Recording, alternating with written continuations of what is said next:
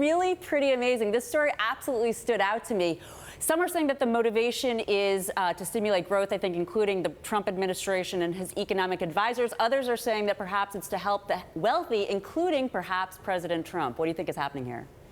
Sure. Well, it depends who you ask. But basically what we're seeing are pass-through entities, which are basically range from grocery stores to hedge funds to lawyers to doctors to private equity funds. So there's a big gamut.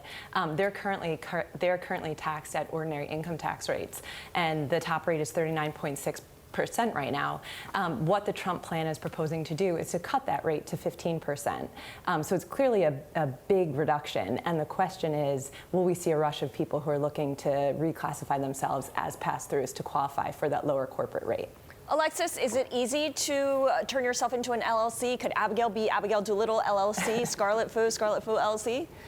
Sure. Well, again, it depends who you ask, but you would want to be careful because obviously the IRS may come after you. But the IRS has been struggling. It's been dealing with reduced resources over the past decade, and audit classifications are down. So you would want to be careful that the IRS wouldn't come knocking on your door. So some experts are saying that this could actually lead to a $1.5 trillion deficit over the next several years. Where does the revenue come from? How do they make up for this? Sure. The cost of it is really important to the tax debate right now because under Senate rules, if you want tax changes to be permanent, you have to offset them and you can't have them add to the deficit. So if you're going to have such a big change and have pass-throughs be taxed at a lower corporate rate instead of the higher ordinary income tax rate, it is going to cost $1.3 trillion, and then you have to find out where you're going to pay for that in other places. Alexis, in your story, you mentioned that something like this happened in Kansas. Give us the lay of the land here. What happened in Kansas? How was it resolved, or how did they try to address it? Sure. So in 2012, there was a change in Kansas where you would basically have pass-throughs no longer had to pay state income taxes. And the expectation, as you said earlier, was that this would lead to job hiring and this would lead to economic growth.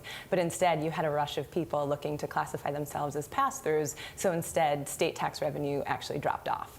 So, Alexis, this initial tax proposal is truly initial. Some are saying that there are no details. Say it does happen to make it to Congress. What's your gut? Can this be passed or not?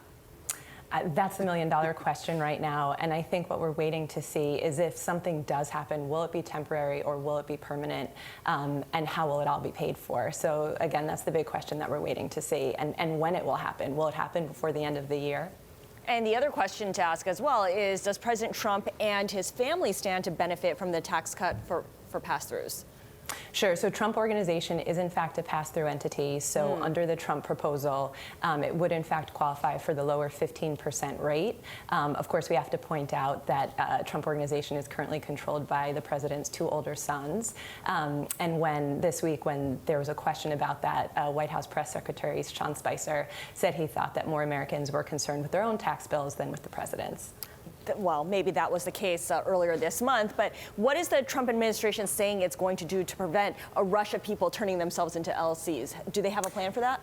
Yeah, so at the press briefing on Wednesday when the tax plan was unveiled, there was a question about that. And Treasury Secretary Steven Mnuchin said that it was something the administration was aware of and would ensure wouldn't be a loophole. And there are different rules and ways that things that you could do to address this rush of potentially seeing people classify themselves as pass-through entities. You could set restrictions around how big you are if you want to classify yourself as a pass-through, or you could also set a target or have a set percentage to ensure that a certain income is taxed at the ordinary income tax rate. Certainly.